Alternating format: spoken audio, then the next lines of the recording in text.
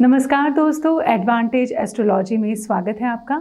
दोस्तों, इजराइल और हमास की जंग रूस और यूक्रेन की वॉर की तुलना में काफ़ी बड़ी तो है ही, साथ ही काफ़ी खतरनाक भी।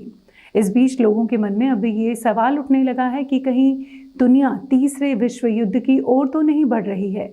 ये युद्ध कितना लंबा चलेगा, कितनी तबाही होगी और इसका परिणाम क्या होने वाला है, इस तरह के कई सवाल हम सब के मन में इन दिनों चल रहे हैं। इन्हीं ढेर सारे सवालों का जवाब जानने के लिए आज हम बात करेंगे विश्व विख्यात ज्योतिष विज्ञानी डॉक्टर किरीट त्रिवेदी जी से। सर, बहुत बहुत स्वागत है आपका।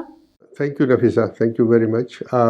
बात करते हैं इसी सब्जेक्ट के ऊपर। युद्ध एक आज का बहुत हॉट टॉपिक है और ये युद्ध के बारे में पूरी दुनिया भर में सवाल उठ रहे हैं। हम लोग इसी में बात करेंगे। सर, जैसा कि हमने शुरू में ही कहा कि इजराइल और हमास की जंग अब रूस और यूक्रेन की वॉर से भी ज़्यादा बड़ी हो गई है, तो एस्ट्रोलॉजी की नज़र से और ग्रह नक्षत्रों के हिसाब से ये युद्ध और कितना बड़ा होगा, कितने दिन चलेगा? युद्ध एक ऐसी स्थिति में है जो सबसे बड़ा प्रश्न है कि ये युद्ध क्या विश्व युद्ध की ओर जाएगा कि नहीं। तो ये पहले युद्ध के बारे में समझ लेते हैं, एक जनरल आइडिया ले लेते हैं कि युद्ध किस किस स्थिति में युद्ध होता है। तो अभी जो ग्रहों की स्थिति है बेसिकली, शनि पहले तो अपना मंगल की राशि लड़ाकू नक्षत्र में है, मंगल के नक्षत्र में शनि कुंभ राशि में मंगल के नक्षत्र में है। एक लड़ाकू कॉम्बिनेशन है। दूसरा लड़ाकू कॉम्बिनेशन राहु जो है वो केतु के नक्षत्र में है। ठीक है, तो ये भी एक डेडली कॉम्बिनेशन बनती है। मंगल की राशि में है, राहु मंगल की राशि में है और केतु के नक्षत्र में है।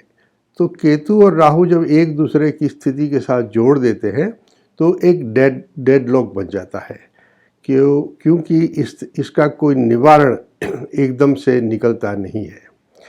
तीसरी बात, जो अभी गुरु जुपिटर है, जो नेगोशिएशन के लिए एक बहुत महत्वपूर्ण प्लैनेट है, वो अभी रिट्रोगेशन में है, तो कोई भी नेगोशिएशन सक्सेसफुल नहीं हो रही है। सेकेंडली शनि जो है, शनि भी रिट्रोगेशन में है और इसीलिए शनि भी किसी भी तरह की रिट्रोगेशन को आगे बढ़ाने के लिए, या रिट्रोगेशन की जो आगे बढ़ रहा है रिट्रोगेशन, वो 4 नवंबर तक है। 4 नवंबर के बाद ही जो कोई पॉसिबिलिटी है कि इस युद्ध को विराम देने की या युद्ध की किसी स्थिति को भी थोड़ा सा हो पाए कि ये युद्ध थमेगा कि नहीं। अब तीसरी बात है कि युद्ध का जो बहुत सारे जब लोग मरते हैं दुनिया में हज़ारों की संख्या में, तो उसका जो मेन प्लैनेट है जो आजकल की एस्ट्रोलॉजी में बहुत यूज़ होता है वो है प्लूटो। सो प्लूटो की स्थिति अभी जो दर्शा रही है हमें, वो प्लूटो एक ऐसी स्थिति में है और जो ऐसे एस्पेक्ट के अंदर है जो बहुत सारे लोग मरने का योग दर्शाती है। तो प्लूटो है, राहु है, ये राहु बम ब्लास्ट का प्लैनेट है। जहाँ भी बम ब्लास्ट हुए हैं, छोटे लेवल पे बड़े लेवल पे, ठीक है, राहु और केतु दोनों अपनी स्थिति अभी बदलने वाले हैं बहुत ही जल्द, विद इन डेज। उसके बाद जो है ये युद्ध है एक और लेवल पे चला जाएगा।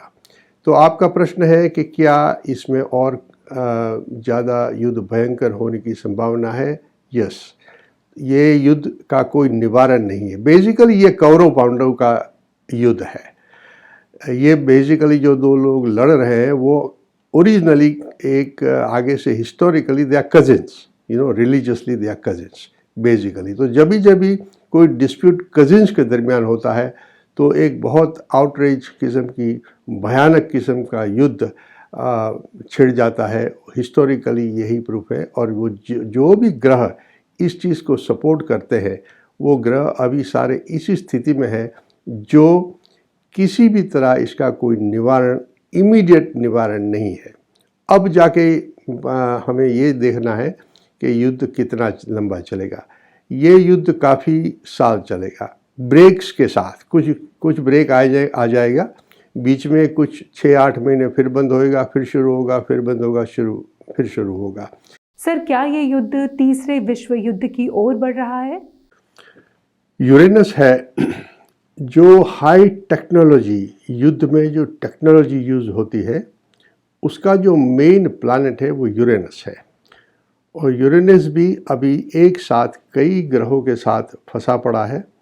और एरीज और टोरस जो है अपनी युद्ध भूमि है, एरीज जो है जहाँ से अटैकिंग भूमि है। सो ये अलग अलग तरीके से युद्ध हो रहा है। राहु जब एट द सेम टाइम अपनी स्थिति बन रहा है, वाटर साइन में जा रहा है। सो आगे जाते हुए अभी जो नौका दल है, जो नेवी है, वहाँ से सबमरीन से बम्बार्डिंग शुरू होगी और ये युद्ध अभी कुछ दिनों के लिए एक भयानक रूप ले रहा है।